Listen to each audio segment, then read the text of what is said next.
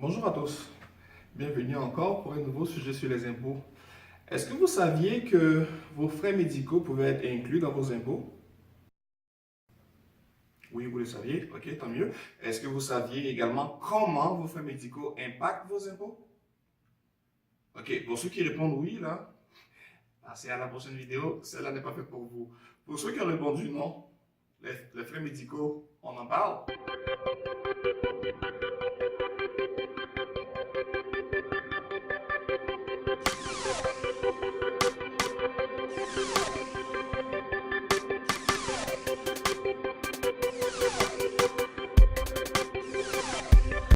Alors, les frais médicaux font partie de ces crédits d'impôt-là qui ne sont pas très connus ou dont on n'a pas vraiment le détail de l'impact dans nos impôts. Ce que je vais faire avec vous aujourd'hui, c'est de vous montrer les principales lignes directrices de comment les frais médicaux impactent votre déclaration de revenus au fédéral et au Québec.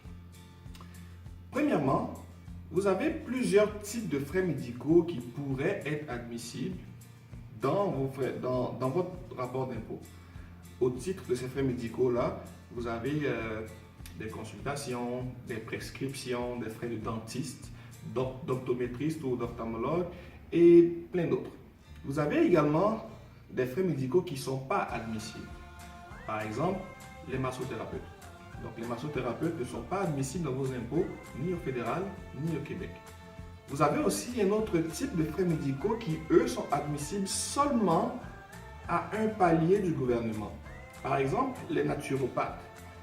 Les naturopathes, ils sont admissibles au Québec seulement, mais pas au fédéral. C'est-à-dire que quand vous allez rentrer ces frais-là dans vos impôts, il faudra comprendre que le montant que vous avez rentré ne va pas influencer votre déclaration fédérale, mais juste votre déclaration du Québec. Concrètement, comment vos frais médicaux impactent votre déclaration d'impôt? Au fédéral, vous allez retrouver le détail de vos frais médicaux à l'annexe 1. On l'a vu dans les vidéos antérieures. Concrètement, vous avez deux limites pour pouvoir réclamer votre crédit d'impôt pour frais médicaux. De quoi parle-t-on exactement? En fait, c'est qu'au fédéral, vous avez 3% du revenu net ou 2268 $. À quoi servent ces deux chiffres-là, ce taux et ce chiffre-là? En gros, là, on prend votre revenu net et on fait le raisonnement suivant. J'ai un montant de frais médicaux que je dois réclamer. Alors, est-ce que 3% de mon revenu net me permet de déclarer mes frais médicaux ou alors ça sera 2268 $? Concrètement, lorsque vous faites votre revenu net multiplié par 3%, le montant que vous avez est retiré de votre dépense totale de frais médicaux et c'est l'excédent qui vous donne droit au crédit. Même raisonnement pour le 2268 $. Mais à quel moment on va considérer le 2268 $?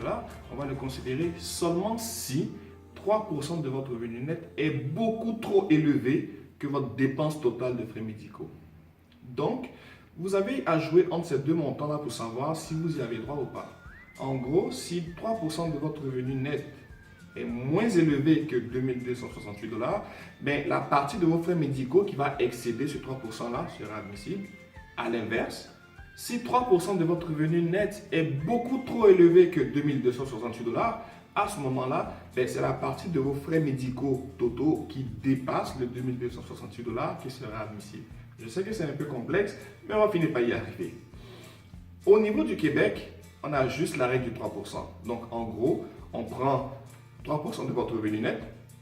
Le résultat qu'on trouve, on va le déduire de votre dépense de frais médicaux.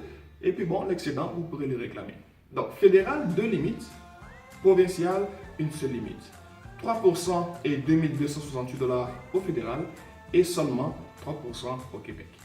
J'espère que j'ai été assez clair pour vous permettre de comprendre globalement comment ça fonctionne. En dehors de ces deux limites-là, vous avez d'autres subtilités des frais médicaux, comme par exemple les frais de transport et d'hébergement liés à des soins qui pourraient être admissibles également. Mais écoutez, je pense que je vous ai déjà fatigué avec ces limites-là. Alors, je vous ai mis en description le lien de Revenu Canada et de Revenu Québec qui vont vous permettre d'en savoir plus sur les autres éléments qui influencent les frais médicaux et comment ils sont inclus dans votre déclaration de revenus.